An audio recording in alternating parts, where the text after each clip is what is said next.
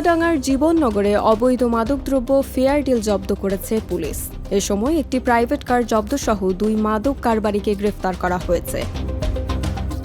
আজ ভোরে 5:45টার দিকে উপজেলার হাসাদহ বাজার এলাকায় এই অভিযান চালানো হয়।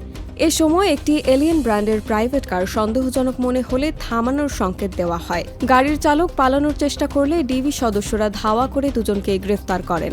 পরে তাদের কাছ থেকে 576 বোতল নেশাজাতীয় অবৈধ মাদকদ্রব্য ফেয়ার ডিল উদ্ধার করা হয়, যার আনুমানিক বাজার মূল্য প্রায় 14,40,000 টাকা। এছাড়া অভিযান থেকে একটি প্রাইভেট কার, যার আনুমানিক মূল্য প্রায় 25 লাখ টাকা এবং 4টি স্মার্টফোন জব্দ করা হয়েছে।